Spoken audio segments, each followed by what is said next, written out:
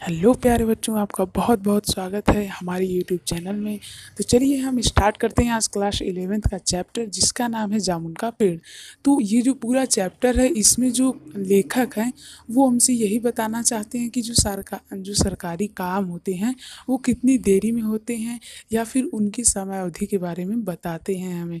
और ये एक ऐसे लेखक हैं जो मुंशी प्रेमचंद्र के बाद यही तो एक ऐसे लेखक हैं जिन्होंने कहानियों को या फिर लेखिका जितने भी लेख हैं उन्हें आज इस मुकाम पे पहुंचाया है। तो चलिए आइए हम इसे पढ़ते हैं और देखते हैं कि कैसे वे हमें हंसते और खिलाते मतलब कि हंसा हंसा कर हमें कैसे ये सिखाते हैं, कैसे ये सीख देते हैं। तो बेसिकली इससे पहले हम लोग कुछ आइडिया ले लेते हैं इस चैप्टर का। ये जो चैप्टर है इसका नाम है जामुन का पेड़। इस चैप्टर में होता क्या है, एक जामुन का पेड़ होता है, वो गिर जाता है। कब गिरता है? रात में गिरता है। तो जब वो गिरता है तो उसके नीचे एक आदमी बेचारा मतलब दब जाता है। तो जब आदमी दब जाता है तो उसके बाद उसे लोग निकालने की सोचते हैं और उसे जब वो लोग निकालने की कोशिश करते हैं तो उन्हें मना कर दिया जाता है। इसी तरह से उस आदमी की जो फाइलें होती हैं वो बहुत दिनों तक चलती रहती हैं। कभी सुपरिटेंडेंट के पास जाती हैं, कभी अंडर सेक्रेटरी के पास जाती हैं, कभी चीफ मिनिस्टर के पास जाती हैं। तो इसी तरह वो चलती रहती हैं और जब अंत होता है तो इस कहानी के अंत में जब फाइल पीएम के पास चली जाती है तो पीएम इसे काटने की परमिशन दे चुके होते हैं, लेकिन तब तक वो आदमी जो होता है मर चुका होता है। तो इससे यही पता चलता है कि जो सरकारी सरकारी जो कार्य हैं वो कितने धीमे होते हैं। अब चलिए हम चैप्टर को अच्छे से समझते हैं। तो ये जो चैप्टर है इसकी शुरुआत लेखक ने ऐसे की है कि जो रात का समय रहता है तो वहाँ पे एक पेड़ गिरता है। तो माली जो होता है वो देखता है उस पेड़ को गिरते वक्त और माली दौड़ा दौड़ा चपरासी के पास जाता है। चपरासी दौड़ा दौड़ा क्लर्क के पास जाता है। क्लर्क दौड़ा दौड़ा सुपरिटेंडेंट के पास जाता है। सुपरिटेंडेंट उसके बाद लॉन में आता है। इतना लंबा मतलब कि दौड़ने के बाद वो लोग उस व्यक्ति के पास आते हैं और ज़्यादा टाइम नहीं लगता है, वहाँ पे कुछ ही समय में इतनी भीड़ इकट्ठा हो जाती है। मतलब जानते ही हैं कि कोई भी अगर कार्य होता है या फिर अगर कोई भी घटना होती है तो वहाँ पे भीड़ कितनी जल्दी जुटती है।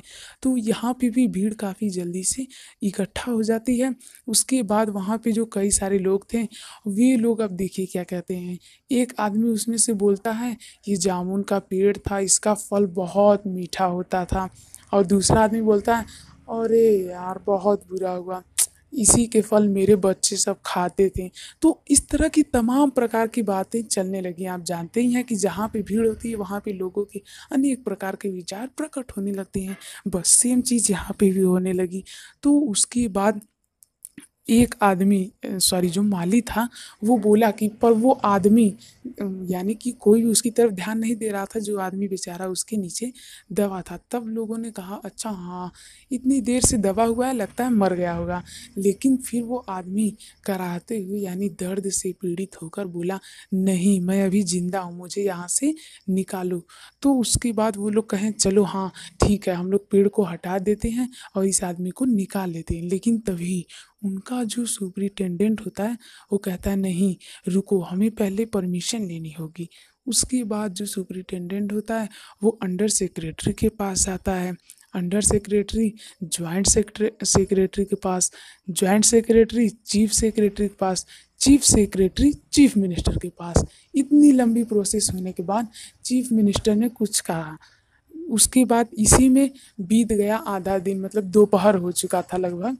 तो दोपहर होने के बाद फिर जब चीफ मिनिस्टर ने कुछ कहा तो चीफ मिनिस्टर ने चीफ सेक्रेटरी से कहा, चीफ सेक्रेटरी ने ज्वाइंट सेक्रेटरी से, ज्वाइंट सेक्रेटरी ने अंडर सेक्रेटरी से, अंडर सेक्रेटरी ने सुपरिटेंडेंट सेक्रेटरी से। आपको बहुत कन्फ्यूजन हो सकता है, इसलिए प्लीज़ एक बार इस चैप्टर को ज़रूर रिवाइज करें और इस वीडियो को 1 से 2 बार भी आप चाहते हैं तो देख सकते हैं। मैं इस वीडियो में आपको बहुत ही अच्छी तरीके से समझाऊंगा, सिर्फ ध्यान से देखिए, बिना स्किप किए देखिए। तो इसके बाद ये जो पूरी प्रोसेस थी, इसके बाद जैसे ही वो लोग और उधर जो मतलब कि इधर तो फाइल वगैरह ट्रांसफ़र हो रही थी लेकिन उधर भी तो कुछ हो रहा होगा।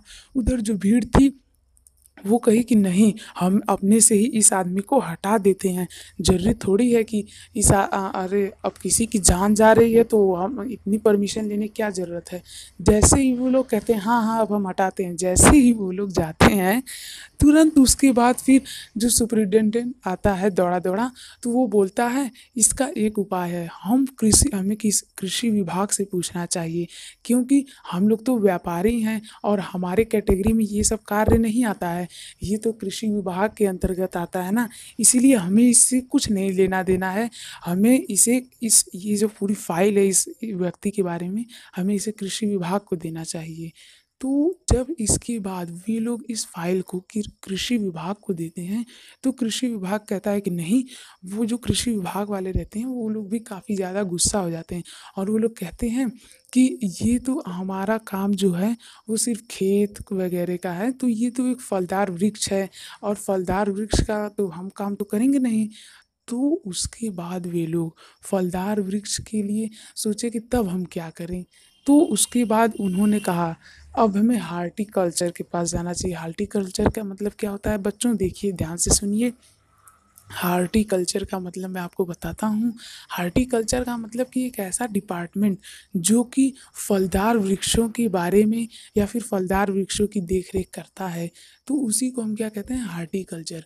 मुझे ज़रूर पता चल रहा है कि आप लोग बहुत ही ज़्यादा कन्फ्यूज्ड हो गए होंगे, लेकिन कन्फ्यूज मत होइए, ध्यान से सुनिए। देखिए फाइल किससे किससे होकर गुजर रही है, इसे हमें याद करने की ज़रूरत नहीं है। अगर याद कर लेंगे तो अच्छी बात है, पर उतना ज़्यादा इम्पॉर्टेंट नहीं है, क्योंकि देखिए फाइल पहले किसके पास गई, सुपरिटेंडेंट, उसके बाद अंडर सेक्रेटरी, उसके बाद जॉइंट सेक्रेटरी, उसके बाद चीफ सेक्रेटरी।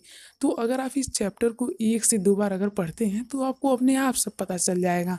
तो बस मेनली हमें याद क्या रखना है, सुपरिटेंडेंट से वो फाइल गई चीफ मिनिस्टर के पास, चीफ मिनिस्टर से किसके पास, कृषि विभाग, उसके बाद किसके पास, हार्टिकल्चर। अब देखते हैं कि आगे क्या होता है। ध्यान से देखिए, चैप्टर बहुत ही इजी है और इसमें इतनी ज़्यादा हंसी है, बस आप एक बार इसे रीडिंग ज़रूर कीजिएगा।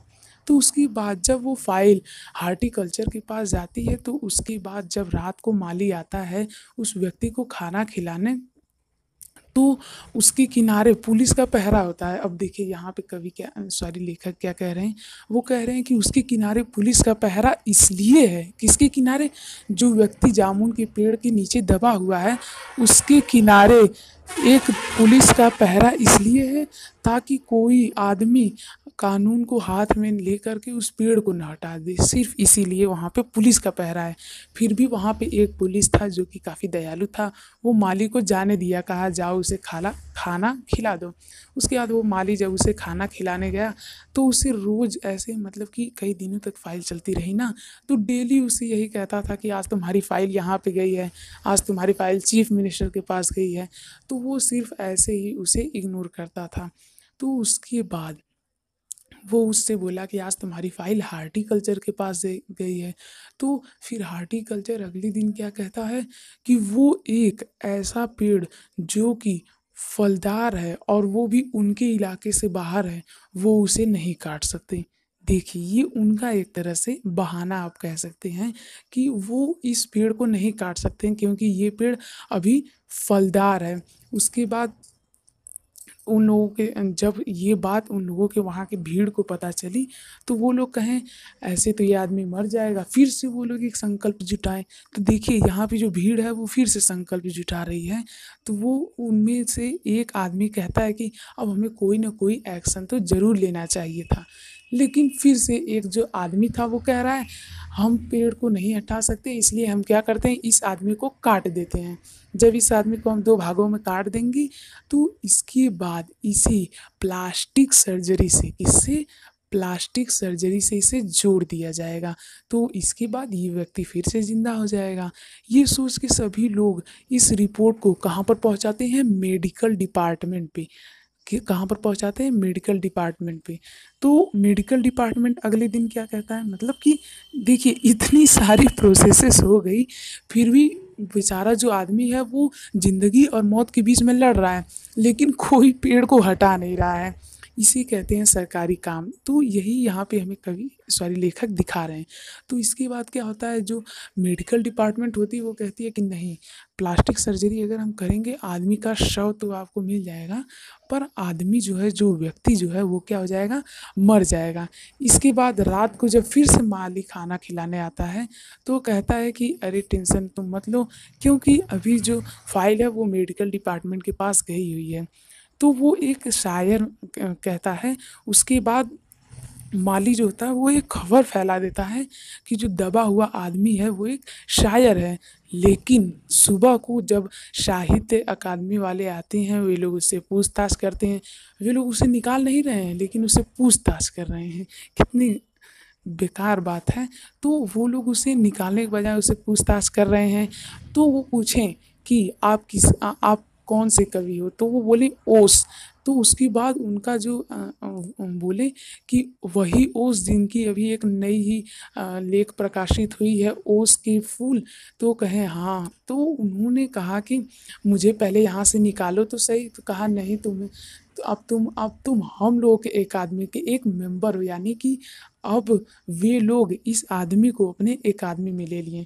वे लोग इसे निकाल नहीं रहे हैं, पर इसे अपने कंपनी में या फिर कह सकते हैं अपने एक आदमी में ज़रूर ले लिए हैं। तो एक आदमी में लेकर के वे लोग क्या करेंगे, जब ये आदमी ही मर जाएगा। उसके बाद ये फाइल और आगे बढ़ती है। तो ये फाइल बढ़ती है फॉरेस्ट डिपार्टमेंट के आगे। तो जो फॉरेस्ट डिपार्टमेंट रहता है वो कहता है कि हम इस पेड़ को नहीं काट सकते। वे लोग वहाँ पे आरी और कुल्हाड़ी लेकर आ तो जाते हैं, पर कहते हैं कि हम इस पेड़ को नहीं काट सकते। तो लोग पूछते हैं क्यों नहीं काट सकते, तो वो कहते हैं कि ये पेड़ पिटोनिया के पीएम, यानी कि पिटोनिया एक राज्य है, उसके पीएम इस पेड़ को लगाए हुए हैं और हम इसीलिए इस पेड़ को नहीं काट सकते। तो यहाँ पे भीड़ फिर से गुस्सा हो जाती है।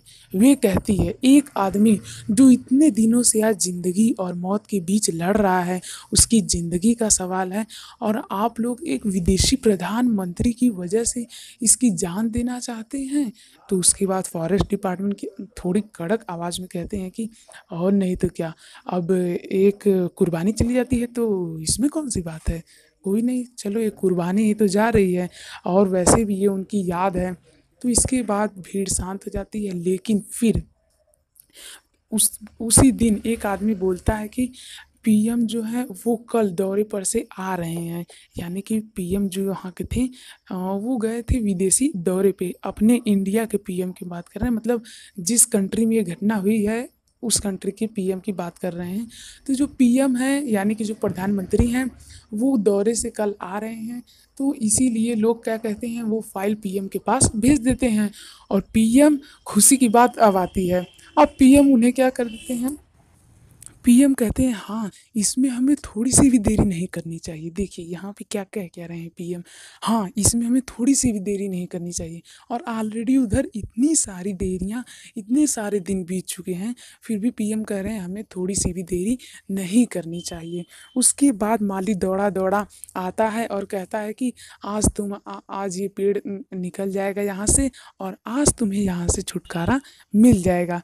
लेकिन वो देखता है कि उसके जो हाथ थे वो ठंडे पड़े हुए थे और वो आदमी बेचारा मर चुका था। तो जो ओवरऑल कहानी है इसमें हमें लेखक इतना हंसाते हैं। देखिए पहले क्या हंसाते हैं, यहाँ से फाइल गई, फिर यहाँ गई, फिर यहाँ गई, और उधर अगर दूसरी तरफ देखें तो काफ़ी कंफ्यूजिंग भी है कि कहाँ से होकर फाइल कहाँ गई। लेकिन मेन टॉपिक पर आप फोकस कीजिए। अब यहाँ से इस वीडियो का मेन पार्ट शुरू होता है। देखिए मेन टॉपिक क्या था, जो सरकारी काम है वो कितनी देरी में होते हैं, ये हमें दिखाना चाहते हैं। और जो दूसरा मेन मेन जो दूसरा इनका कहने का है वो ये है कि जो भीड़ है वो, यानी कि जो वहाँ पे लोगों की इकट्ठा भीड़ है, वो इसे 2 बार फोर्स की है उठाने के लिए, इस पेड़ को हटाने के लिए, फिर भी वहाँ के डिपार्टमेंट ने इसे नहीं हटाने दिया। यानी कि यहाँ पे जो गलती है उस आदमी की मृत्यु के पीछे की, कॉन्सेप्ट समझिए कि कॉन्सेप्ट क्या है। जो मृत्यु आदमी के पीछे का जो मेन रीज़न है वो किसे जाता है? मृत आदमी के पीछे का जो मेन रीज़न वो भीड़ को नहीं जाता है, क्योंकि भीड़ ने पूरी कोशिश की। गलती यहाँ पे डिपार्टमेंट की है। क्यों? क्योंकि डिपार्टमेंट ने भीड़ को पेड़ हटाने से रोक दिया, पेड़ को छूने तक नहीं दिया, वहाँ पे पुलिस का पहरा लग गया। सोचिए ये कितना ज़्यादा खराब काम है। तो यही हमें कवि दिखाना चाहते हैं, सॉरी जो लेखक है दिखाना चाहते हैं कि कितनी ज़्यादा ढीलापन इस समय हमारे प्रशासन में है, या फिर कह सकते हैं कि डिपार्टमेंट में है। तो बस आज की इस वीडियो में इतना ही। उम्मीद है आपको बहुत ही अच्छी तरीके से समझ में आया होगा। बहुत मेहनत लगी इस वीडियो को बनाते वक्त। प्लीज़ सब्सक्राइब करें हमारे चैनल को और इस वीडियो को लाइक करना ना भूलें। और अगर आपको कोई भी डाउट हो तो आप कमेंट बॉक्स में हमसे पूछ सकते हैं। Thank you. जय हिंद, जय भारत।